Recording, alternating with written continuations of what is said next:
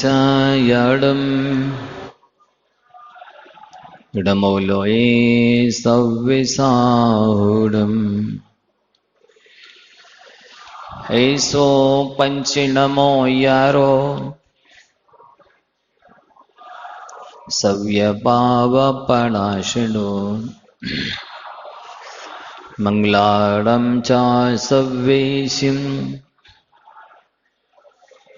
परमं हवै मंगलम्। बलि त्रिकालवर्ती नौ देवताओं की, श्री हंसनाथ भगवान की, चिंतामणि पार्श्वनाथ भगवान की, आचार्य भगवंत गुरुवैसी विद्यासाई जी महाराज की, विष्णु कुमार जी महामुनिराज की जय, 700 मुनिराजों की जय, परम पूज्य वैसी निर्दोषाई जी महाराज की जय, पूज्य श्री निरुपम साई जी महाराज की जय, पूज्य 108 मुनि श्री निर्लोक सागर जी महाराज की नमोस्तु महाराज। धर्मस्नेही बंधुओं, आज का यह परम पावन दिवस अत्यंत मांगलिक है, अत्यंत हर्षोल्लास का दिवस है। 11वें तीर्थंकर श्री हंसनाथ भगवान का मोक्ष कल्याणक भी है। और आज के दिन विष्णु कुमार महामुनिराज ने अकंपन आचार्य आदि 700 मुनिराजों की उपसर्ग से रक्षा की थी। उसके बारे में महाराज सर जी अभी आपको बताने जा रहे हैं। वस्तुतः देखा जाए, सारे जिनागम का रहस्य मान ले लेंगे तो बड़ा अच्छा होगा।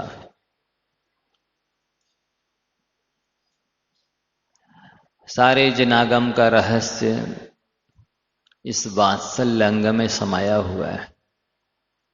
सम्यक दृष्टि की तो पहचान ही है कि वह साधर्मियों के प्रति वात्सल्य रखता है, प्राणी मात्र के प्रति करुणा रखता है। जिसका हृदय वात्सल्य से ओतप्रोत होता है, उसका हृदय बहुत विशाल होता है।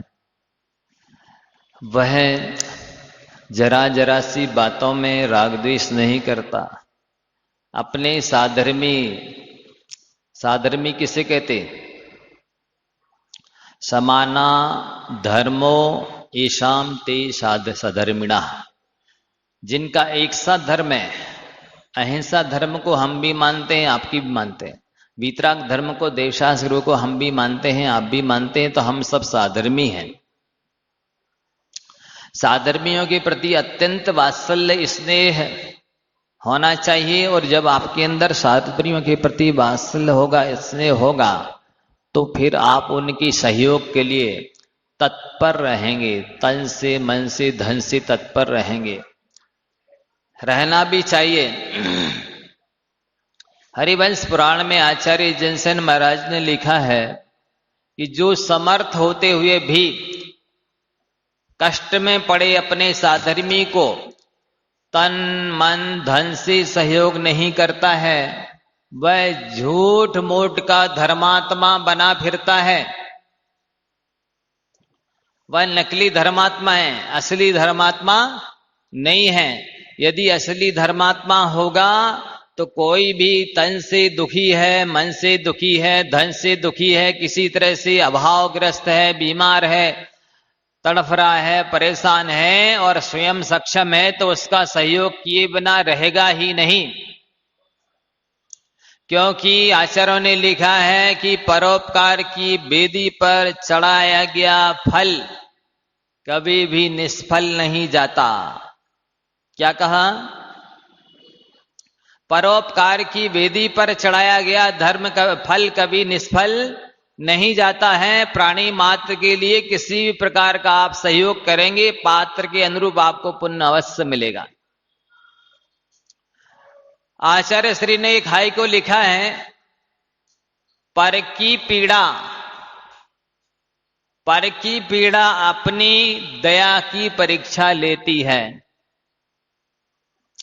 आपके अंदर कितनी दया है, कितनी करुणा है, कितना सहयोग का भाव है, कितना धर्म अंदर में उतरा है, ये इससे सिद्ध होता है कि आप दूसरों के प्रति कितने समर्पित रहते हैं, तत्पर रहते, तन मन धन से सहयोग करने के लिए। वस्तुतः आपके पास कितना धन है, आप कितने सक्षम हैं, आप क्या खाते हैं, ये महत्वपूर्ण नहीं है, आप दूसरों के लिए कितने समर्पित रहते हैं, ये बहुत महत्वपूर्ण है। वात्सल्य अंग से कहते हैं, वात्सल्य का बाना जघन्यतम नादान को भी मौम बना देता है। घृणा से घृणा ही उत्पन्न होती है। यदि आपको नफरत मिटानी है तो नफरत करने से नफरत नहीं मिटेगी, प्रेम दोगे तो नफरत मिटेगी। घृणा करोगे तो बदले में घृणा ही मिलेगी, नफरत करोगे बदले में नफरत ही मिलेगी, ईर्ष्या करोगे बदले में ईर्ष्या ही मिलेगी, द्वेष करोगे, बैर करोगे, या बदले में वही मिलेगा, जो दोगे वही मिलेगा। जैसे नदी के इस तरफ खड़े होकर के आप जैसी आवाज निकालते हैं वैसे ही प्रतिध्वनि निकलती है, झाई बोलते हैं ना, वैसे ही निकलती है। यदि आप पड़ोसी के यहां नमकीन दोगे तो वो बदले में मीठा भी देगा, नमकीन के साथ साथ मीठा भी देगा। और यदि खप्पर फेंकोगे तो बदले में पत्थर फेंकेगा। जैसा दोगे बदले में वैसा ही मिलने वाला है, आज नहीं तो कल, पक्का है।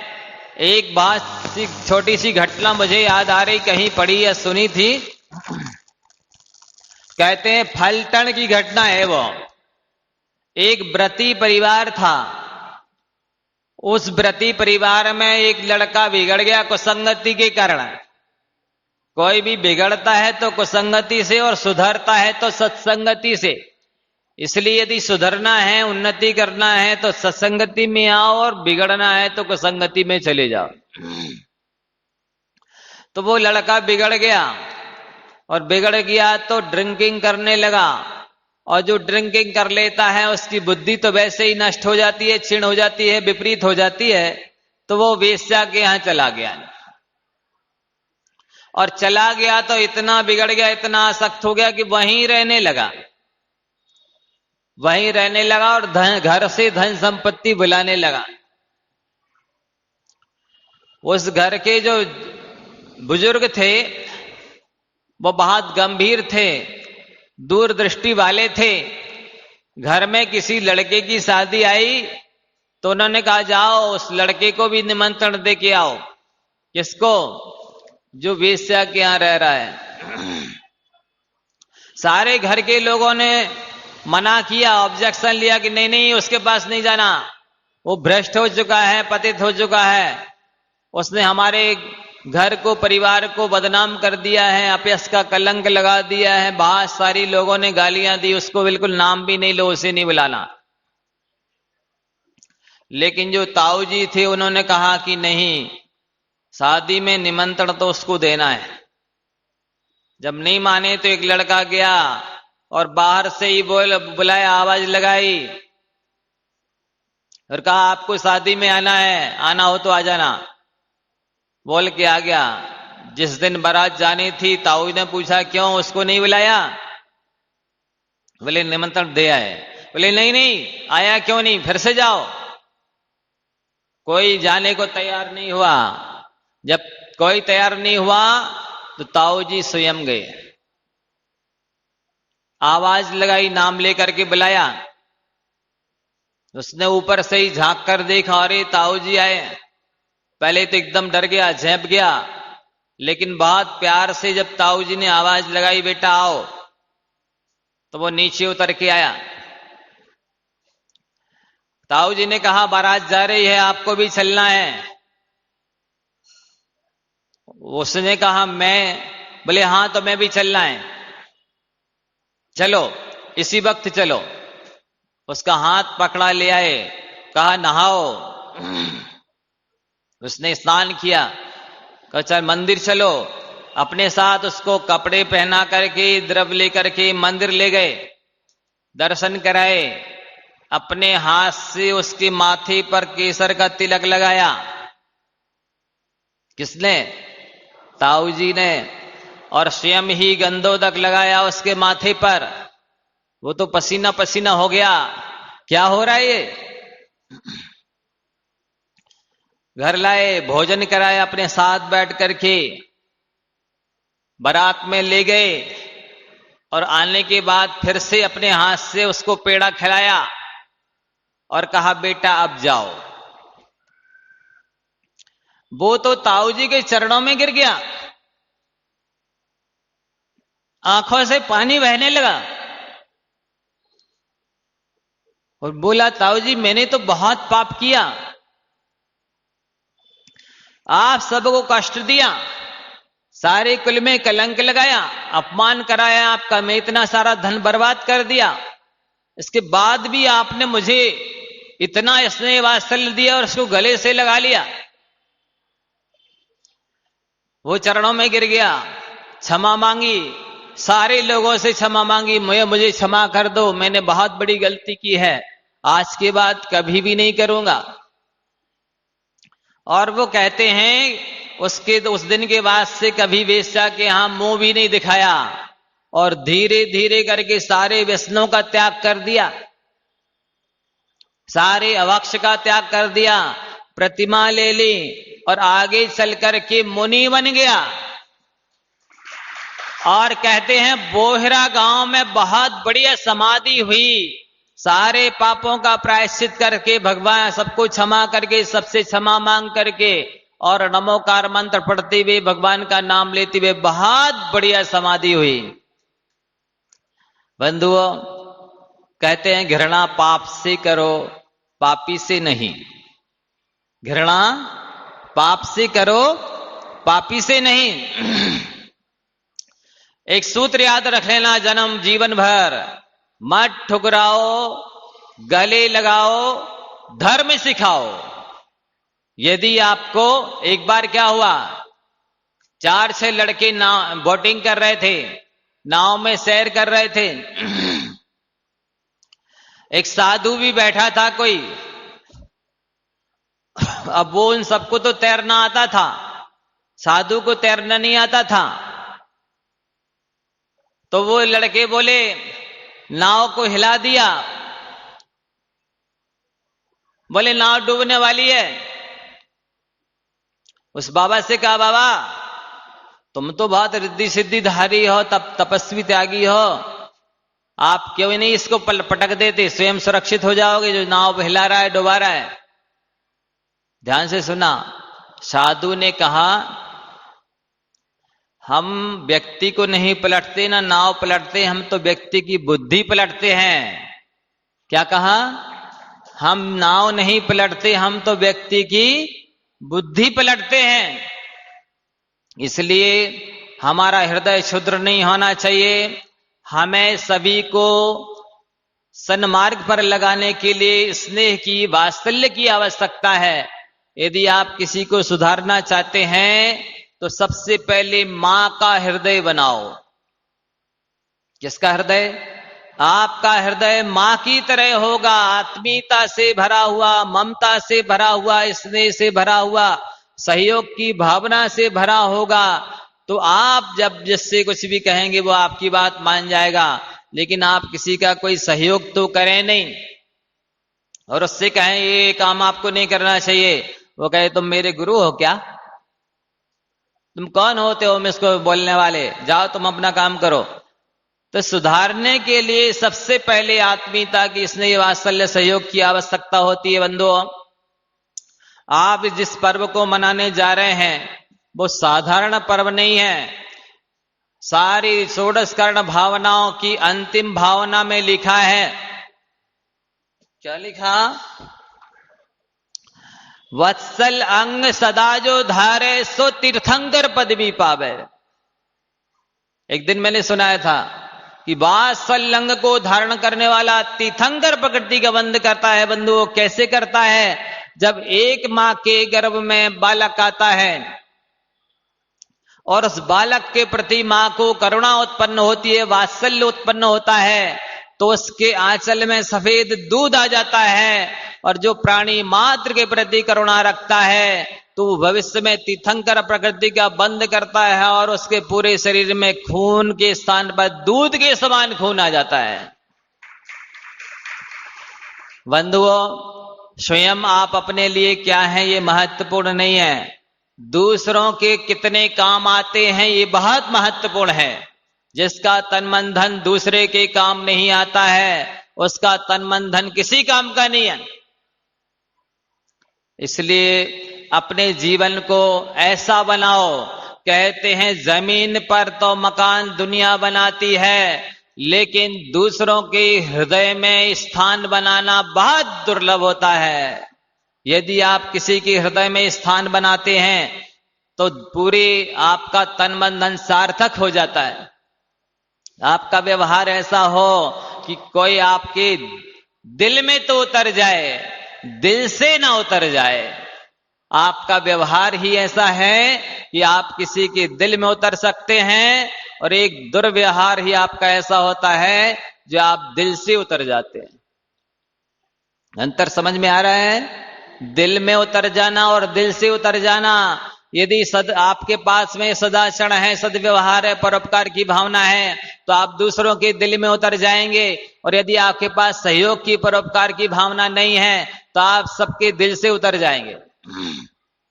और दिल से उतर जाना ये बहुत बड़ी कमजोरी मानी जाती है व्यक्ति की, वो बड़ा कितना ही पढ़ा लिखा कैसे भी ना हो, यदि वह किसी के हृदय में स्थान नहीं बना सकता है तो उसका व्यवहार ठीक नहीं है। सामने वाले की कितनी कमजोरी हो, कमियां हो, लेकिन यदि आपके पास परोपकार करने का गुण है तो वो शत्रु भी मित्र बन जाएगा, और यदि आप अपकार करते हैं तो वो मित्र भी शत्रु बन जाएगा। अब समय बहुत कम है, महाराज श्री को भी अपन को सुनना है। यह आज का जो रक्षाबंधन पर्व है, वस्तुतः 700 मुनियों की रक्षा हुई थी। उस खुशी में साधर्मी एक देश दूसरे को धागा बांधते हैं। ऐसा कोई नियम नहीं है कि बहन ही भाई के लिए राखी बांधती है। आज तो ये व्यापार हो गया, चलो अच्छा है रक्षाबंधन आया, जिसको देखो उसको धागा बांधो और पैसे लो और ये लो, कपड़े लो, दुनिया भर की डिमांड करो, जो चाहिए वो मांगो। इसका नाम रक्षाबंधन नहीं है बंधुओं। ये तो कोई भी किसी को भी रक्षा का धागा बांध सकता है साधर्मी प्रेम वात्सल्य के नाते। इसमें कोई चीज बहन बांधेगी और उसके लिए देना अनिवार्य है, ये तो ये रूढ़ी हो गई, ये व्यापार हो गया। हर जगह धर्म के स्थान पर भी आपने व्यापार बना लिया। लोग जिस किसी को बांधने लग गए, धागा बांधा 1 रुपया 18 लाख का, और लाओ ये तब पैसे दो, ये दो, दुनिया भर की डिमांड है, सोना है, चांदी है, पता नहीं क्या क्या दो। तो ये सब चीजें, इसका नाम धर्म नहीं है बंधु, ये तो व्यापार है। धर्म तो उसे कहते हैं निस्वार्थ भाव से अपना लेना, दूसरों के कष्टों को बटा लेना, सहयोग कर देना। वो बहुत स्वर्ग में 2 लोग ऊंचा स्थान पाते हैं, एक तो वो कि धन नहीं होने पर भी दान करने वाले, और एक वो जो निस्वार्थ भाव से दूसरों का सहयोग करने वाले। ये सहयोग करने वाले ही साधर्मी होते हैं। समय बहुत कर, मैं अपनी वाणी को यहीं पर विराम देता हूं। बोलिए अकंपनाचार्य आदि 700 मुनिराजों की, विष्णु कुमार महाराज की, बोले परम पूज्य निर्लोभ सागर जी महाराज की, परम पूज्य निर्लोभ सागर जी, निरुपम सागर जी महाराज की। रक्षाबंधन पावन पर्व, वात्सल्य पर्व, इसको सलूना पर्व भी कहते हैं, जिसके बारे में पूज्य श्री ने आप सभी को बताया। आज सौभाग्यशाली कौन से परिवार हैं? हमारे बीच नगर की प्रथम नागरिक, नवनिर्वाचित नगर पालिका अध्यक्ष महोदय श्रीमती शशि अनिल जी यादव पधार चुके। हम जोरदार ताली सुनकर स्वागत कर अभिनंदन करें, पूज्य गुरुवर के चरणों में श्रीफल समर्पित करें, और ये गुरुदेव का आशीर्वाद का ही प्रतिफल है। सर्वप्रथम जब 6 तारीख को पूज्य मुनि संघ का मंगल आगमन हो रहा था, तो सर्वप्रथम अनाथ तिलहन मंडी में आप पहुंची थी और आशीर्वाद प्राप्त किया था, और प्रतिफल हम सबके बीच है। साथ में मैं आवाज दे रहा हूं बहन सुप्रिया जैन को, जिन्होंने बहुत सुंदर रंगोली यहाँ पर बनाई हुई है रक्षाबंधन पर्व की, जिसको देख करके आप एक ही बार में समझ जाएंगे कि किस प्रकार से ये कथानक प्रसिद्ध हुआ है, प्रसिद्धि को प्राप्त हुआ है। वो भी आए, पूज्य गुरुदेव के चरणों में श्रीफल बैठ करके आशीर्वाद प्राप्त करें। और हमारी प्रमुख इंद्रानियां, सची इंद्रानी, कुबेर इंद्रानी, महेंद्र इंद्रानी, सब इंद्रानियां खड़ी हो जाएं, आ जाएं, सभी का तिलक लगा करके सम्मान करें। सभी प्रमुख इंद्रानियां आ जाएं, आजाद जी। हाँ, सभी प्रमुख इंद्रानियां। संदीप जी उपाध्यक्ष महोदय भी हमारे बीच हैं, आए, पूज्य गुरुवर के चरणों में पुनः श्रीफल समर्पित करें। समीर भाई भी आ जाएं, और अध्यक्ष उपाध्यक्ष दोनों की हमारे बीच युति है और दोनों नगर के विकास में अभूतपूर्व सहयोग प्रदान करेंगे। अभूतपूर्व ये कार्यकाल स्मरण रहे। मैं मंच के माध्यम से एक बात केवल करना चाह रहा हूं, जब स्टेशन स्थापना होना चाह रही थी, स्टेशन पर निर्माण कार्य प्रारंभ हो रहे थे, जब स्टेशन को सिटी प्रमुख था गंज बासोदा में और मिश्रा जी परिवार मदन भैया ने जो स्थापना की थी, आज भी कोई गंज बासोदा में प्रवेश करता है तो उसको अलग दिखता है कि गंज बासोदा कितना विशाल और बड़ा होगा। अब स्मार्ट सिटी बनने का है और दोनों अध्यक्ष उपाध्यक्ष हमारे बीच हैं। लगभग 100 वर्ष की ऐसी भूमिका और ऐसी व्यवस्था बना दे, चाहे बाईपास से चाहे कैसे भी, कि नगर हर क्षेत्र में सुरक्षित होती हुई बहुत अग्नि बने। इन्हीं भावनाओं के साथ हम चाहते हैं दोनों अध्यक्ष उपाध्यक्ष बहुत आगे ताली कोई मतलब किया है, क्योंकि कहानी आज की ने चतुर्थकालीन उस समय उज्जैनी नगरी के राजा श्री वर्मा थे। उनके 4 मंत्री थे, बलि, प्रहलाद, नमुची और बृहस्पति। ये चारों मंत्री हमेशा राज्यसभा में इस प्रकार से वार्तालाप करते थे कि जहां पर धर्म से विरुद्ध कार्य हुआ करता था, उस समय की ये बात है जब अकंपनाचार्य आदि 700 मुनि महाराजों का संघ विहार करते करते उज्जैनी नगरी आया और श्री वर्मा ने इस बात को देख करके श्री वर्मा ने जब मुनि महाराज के दर्शन की बात करी, चूंकि मंत्रियों ने उस समय आनाकानी की, लेकिन नायक जो होता है वो नायक यदि धर्मात्मा होता है, किसी भी कार्य के लिए ये आवश्यक है कि चाहे समाज का नायक हो, चाहे नगर का नायक हो, अथवा चाहे देश का नायक हो, यदि नायक धर्मात्मा होता है तो उनका अनुसरण करने वाली सारी जनता हुआ करती है। ये नियम है कि यथा राजा तथा प्रजा, जैसा राजा होता है वैसी प्रजा हुआ करती है। राजा मुनि महाराज के दर्शनों के लिए चल दिए और जाकर के दर्शन किए, लेकिन अकंपनाचार्य आदि 700 मुनि महाराज अपने ध्यान में मग्न थे। किंतु जब सभी साधुओं के लिए आचार्य भगवान ने मौन रहने का आदेश दिया था, उस समय एक सुरसागर नाम के मुनि महाराज महाज्ञानी वो आहार चर्या को निकल गए थे। गुरु ने क्या आदेश दिया इस बात को वो नहीं सुन पाए थे। इसी बीच की ये घटना है कि यहाँ से राजा जब दर्शन करके अपने नगर की ओर वापिस जा रहा था, तभी वहां से मुनि महाराज आहार करके आ रहे थे। तो वो धर्म से द्वेष रखने वाले बलि आदि 4 मुनि महाराजों ने उन आहार करके आते हुए मुनि महाराज को देख करके कहा कि देखो, जैसे कोई बैल घास चर के जंगल से लौट कर आता है, इसी तरह ये भी यहाँ पर अपने सामने आते हुए दिखाई दे रहे हैं।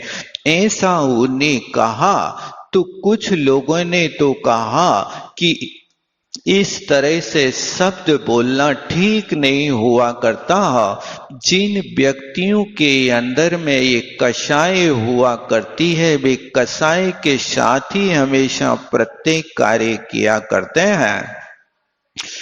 किसी भी कार्य के प्रारंभ करने के पहले हमेशा ध्यान रखें कि कषाय में और उतावलेपन में कभी ये 3 काम न करें।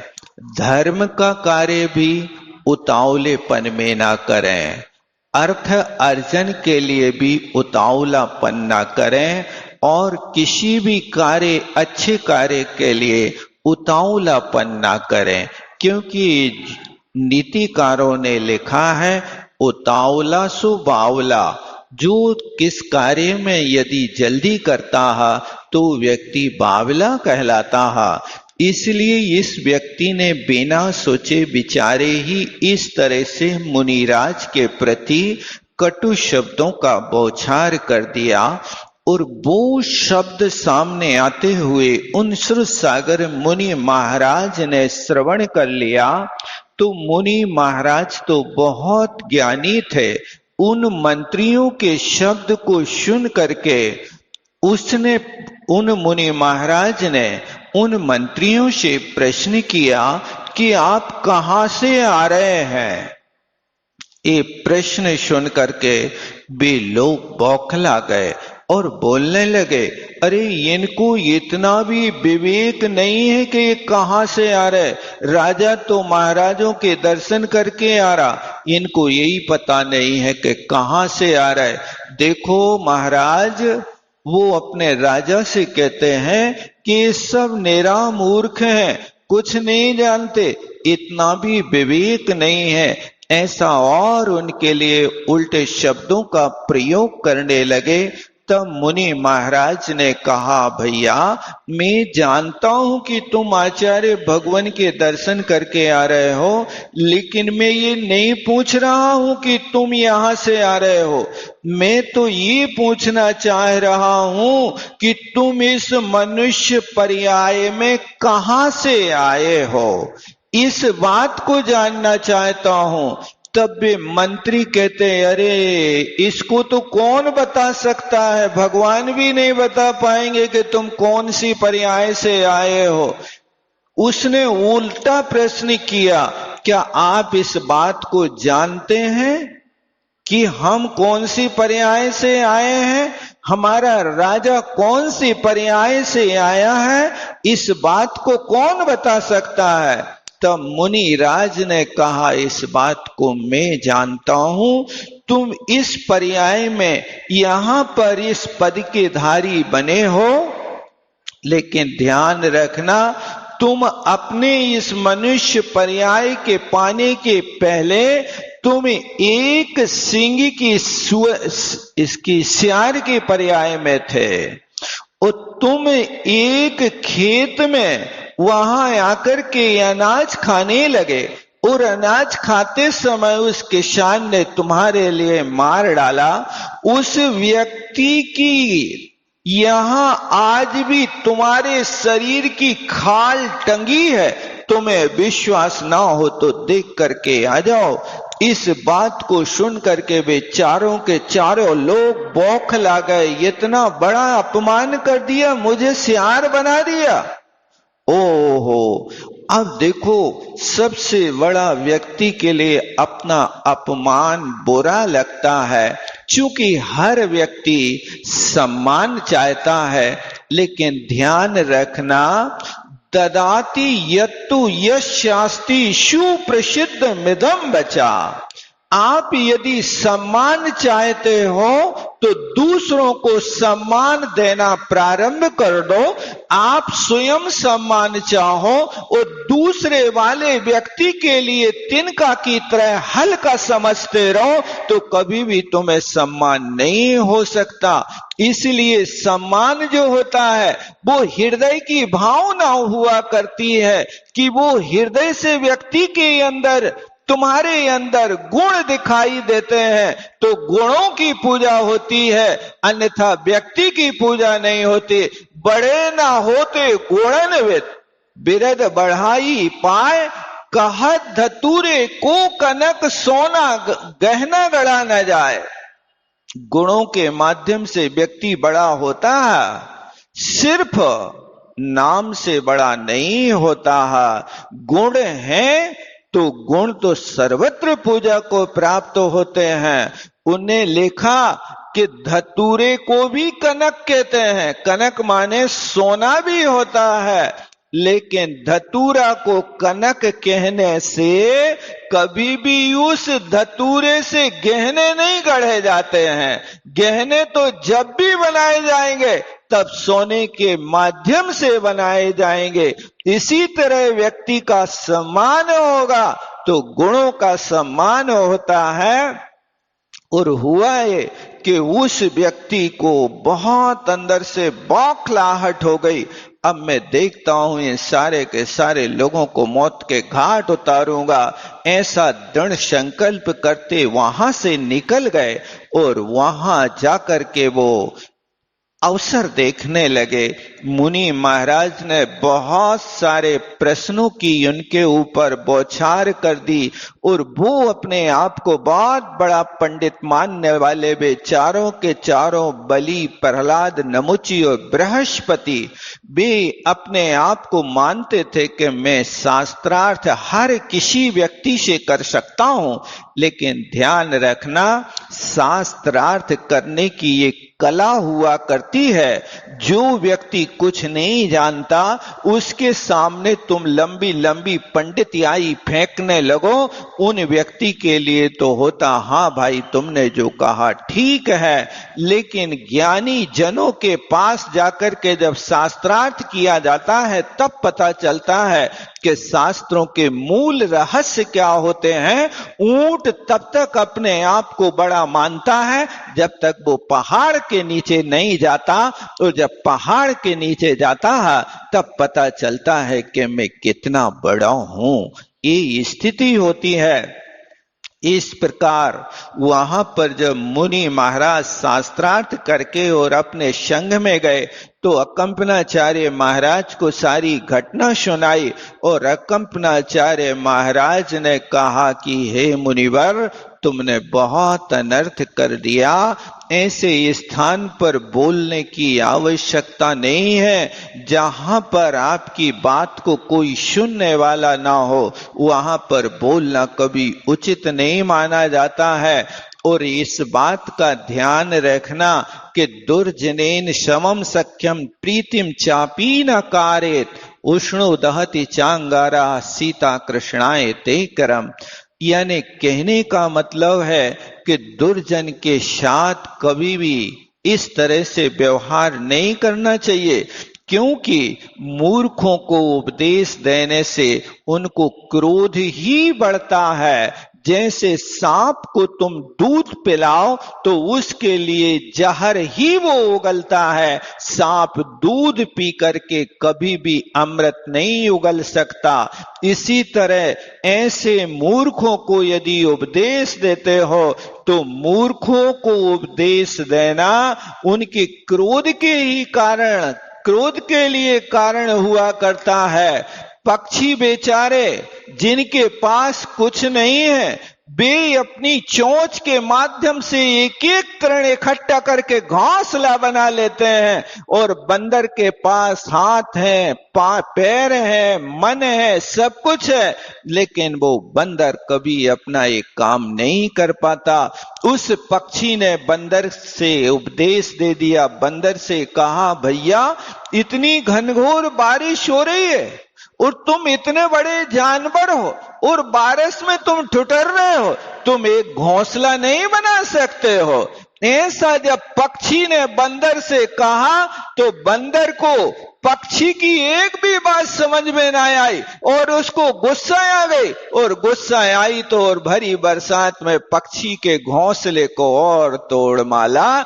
इसलिए उपदेश उनको दो जिनके अंदर ये उपदेश हृदय में उतर जाए, और जिनके लिए तुमने उपदेश दिया, जिनका हृदय पत्थर है कि पत्थर के ऊपर पानी डालो, लेकिन पत्थर कभी भीगता नहीं, ऊपर से पानी बह जाता है। इस तरह के लोगों के लिए उपदेश देना तुम्हारे लिए उचित नहीं है। ऐसा कंपनाचार्य ने श्रुत सागर महाराज से कहा और कहा कि महाराज बहुत बड़ा अनर्थ हो गया, संघ के ऊपर अनर्थ होगा। जिस स्थान पर विवाद हुआ तुम उसी स्थान पर जा करके आज रात्रि में प्रतिमा योग धारण करो, क्योंकि ये हुआ करता गुरु भविष्य दृष्टा होते हैं। गुरु जो होते हैं त्रिकालज्ञ होते हैं, अपने उस चीज को अच्छी तरह से समझते हैं कि अपने संघ की रक्षा कैसे हो,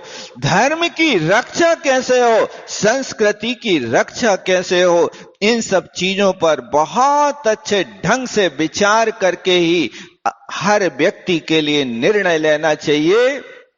ये पर्व जो होते हैं, ये पर्व हमें जगाने के लिए आते हैं। ये मनुष्य पर्याय भी एक पर्व की भांति है। ये मनुष्य पर्याय को पाना बहुत दुर्लभ है। 84 लाख योनियों में ये इतनी दुर्लभ पर्याय है, इतनी दुर्लभ पर्याय है कि नर काया को सुरपति तर से 100 दुर्लभ प्राणी इस नर काया को पाने के लिए तो इंद्र भी तरसता है। और हमारे पास मनुष्य पर्याय मिल गई, नर काया मिल गई, तो हम किसके लिए तरस रहे? आप सोच लो। इस मनुष्य पर्याय को, जो दुर्लभता से मिलने वाली पर्याय, उसको हम बड़ी सुलभता से गमाते जा रहे हैं। एक एक पल बहुत कीमती है, हम इसको नहीं समझ पाते हैं।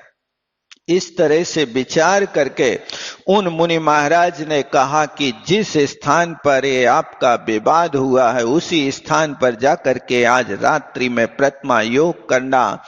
और वो मुनि महाराज गुरु की आज्ञा को प्रसाद के स्वरूप मान करके, क्योंकि गुरु की कृपा अपने आप में अलौकिक हुआ करती है, गुरु भक्ति करते हैं जो पागलों की तरह, उन पर गुरु की रहमत बरसती है बादलों की तरह।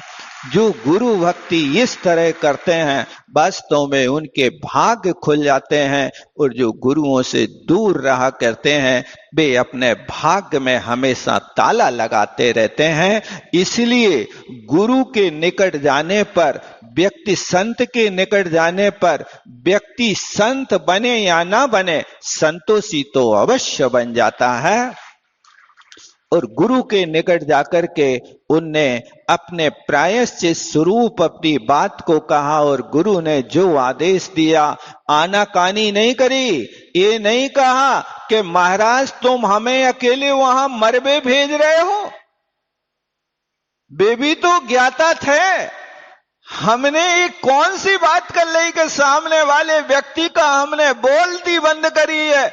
जो व्यक्ति सारे साधु संघ की निंदा करता था, उस निंदा को मैंने आज दूर किया है, अपवाद को दूर किया है, मैंने धर्म की रक्षा करी है। लेकिन नहीं, गुरु की आज्ञा प्रसाद होती है। गुरु के लिए वही तो समर्पण है। वास्तव में सच्ची भक्ति तो वही कहलाती है जो गुरु के लिए समर्पण करता है। गुरु ने जो कहा वो करना है। गुरु के सामने शिष्य कभी तर्क नहीं करता कि मैं ऐसा नहीं कर सकता, असमर्थ हूं।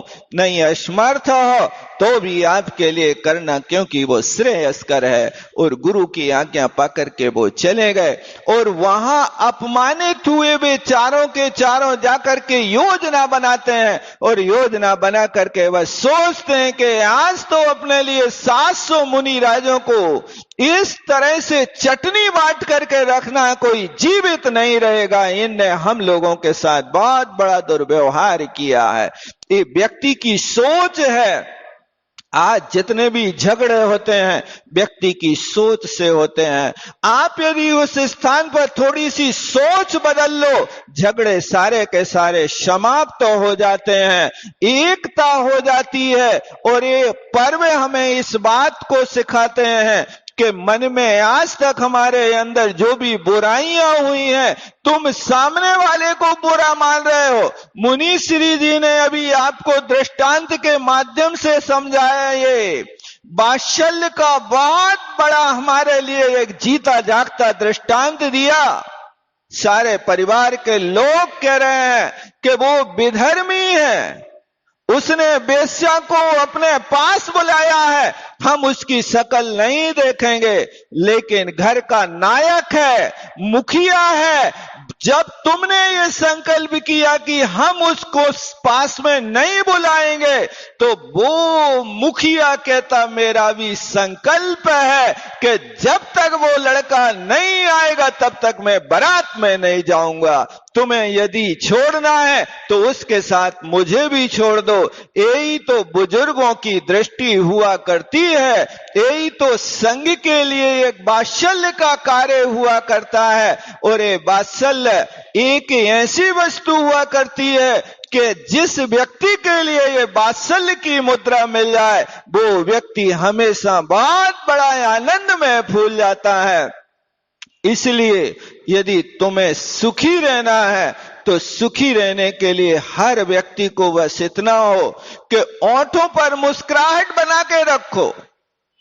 कहीं भी कोई भी व्यक्ति दिखे, ओंठों पर मुस्कुराहट हो, आंखों में वात्सल्य हो, हृदय में प्रेम हो, हाथों में अभय हो और पैर अथक हो, वो व्यक्ति धरती का देवता माना जाता है।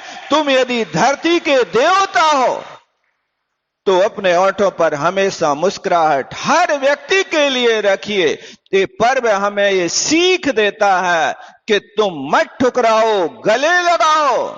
आप धागा वात्सल्य सूत्र उस व्यक्ति को बांधते हो जिससे तुम्हारा मैत्री भाव है, लेकिन जिनके प्रति तुम्हारी दुश्मनी है, जिनके प्रति तुम्हारी द्वेष की दीवार खड़ी हुई है, उस देश की दीवार को तोड़ने का नाम रक्षा बंधन पर्व हुआ करता है। तुम्हारी सालों से जिनसे बुराई चल रही हो उनके घरों में जाकर के ये रक्षा सूत्र बांधना और कहना कि आप ही मेरे रक्षक हैं, ये सारी की सारी बुराइयों को मिटाने का ये पर्व हुआ करता है।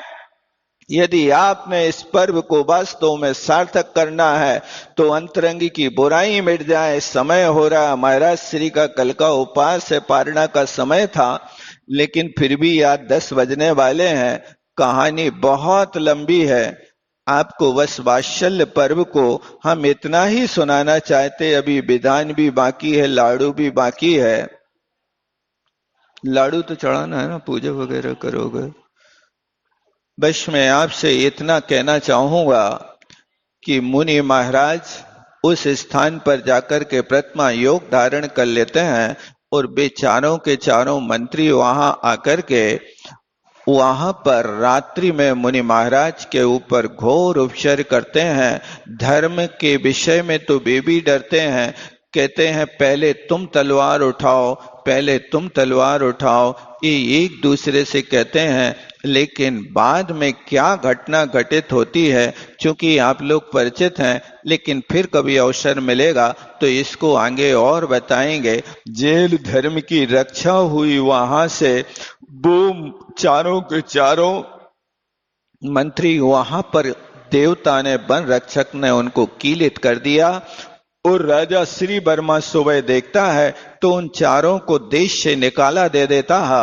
और देश से निकाला देता, वे अपने देश से बिहार कर जाते हैं और जाते जाते वे हस्तिनापुर नाम की नगरी में पहुंचते।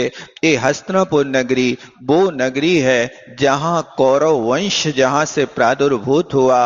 आचार्य तीर्थंकर, 16वें तीर्थंकर शांतिनाथ, कुंथुनाथ, अरहनाथ भगवान इस कौरव वंश में उत्पन्न हुए। उस कौरव वंश में ही यहाँ उत्पन्न होने वाले राजा पद्म और उनके छोटे भाई विष्णु कुमार वहां हस्तिनापुर नगरी में ये जाकर के चारों मंत्री वहां पर अपना स्थापित मंत्रित्व स्थापित कर लेते हैं, उनसे मिल लेते हैं और मिल करके वहां उनके अनुकूल चलने लगते हैं। कुछ दिनों की बात की ये घटना होती कि साधु संघ बिहार करता हुआ उस देश में पहुंचता और ये मंत्री लोग वहां पर किस तरह से आए हुए साधुओं को देख कर के उत्पात करते हैं और उनके लिए एक बाड़ी के अंदर बंद करके उनसे यहाँ पर ये उपसर्ग करना प्रारंभ करते हैं।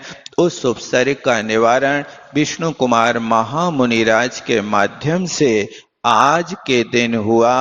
ये पर्व वात्सल्य पर्व बहुत अच्छी रोचक कहानी है, समय पाकर के सुनाएंगे। असमय की वर्षा अच्छी नहीं लगती है, इसलिए यहीं विराम लेता हूँ। बोलो आचार्य गुरुवर विद्यासागर जी महामुनि महाराज की जय। जय बोलिए परम पूज्य निर्दोष सागर जी, निर्लोप सागर जी, अनुपम सागर जी महाराज की। चलिए मैं निवेदन करूंगा, तीनों पात्र आ जाएं शीघ्रता से पात्र रक्षारण करने के लिए और रक्षाबंधन सूत्र बांधने के लिए राखी उस पे पिछिका में।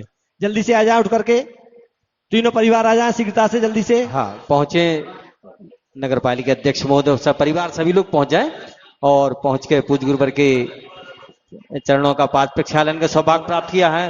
द्वितीय श्री सुनील भाई पहुंचे और तृतीय दीपक जी गांधी सर, जो हम सदैव हम सबके बीच हैं, हम सबके शिक्षा के लिए उन्हें दिया गांधी परिवार। श्रीमान अशोक कुमार जी गांधी, दीपक जी गांधी और समस्त प्रतिगण भी आ जाए, सुनील भैया की ओर से आ जाए सभी प्रतिगण, और दीपक भैया पहुंचे। दीपक भैया के परिवार के जो भी सदस्य यहाँ हों आइए। अमेन भैया, सावन का महीना होगा। श्रीमती पद्मा जी गांधी परिवार पहुंचे और दीपक भैया बात प्रक्षालन भी करना भी है, पीछे वही रखा है, जल वगैरह व्यवस्था करवा दे वहीं। और विश्वास भैया पहुंचे, दीपक भैया की भावना है, और सभी ब्रह्मचारी भैया पहुंचे।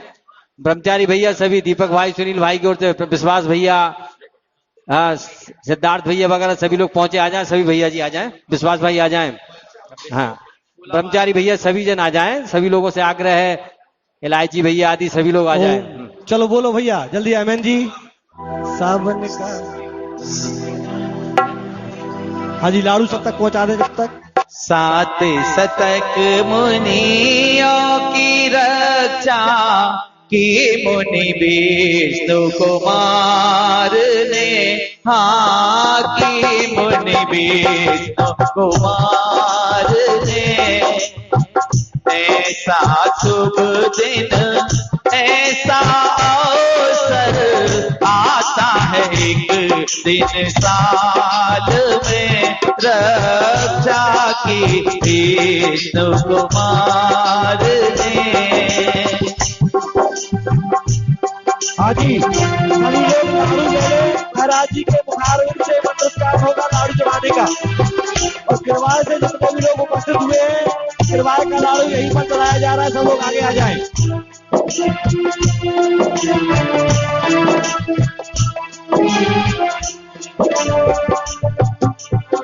चार मंत्री नभ के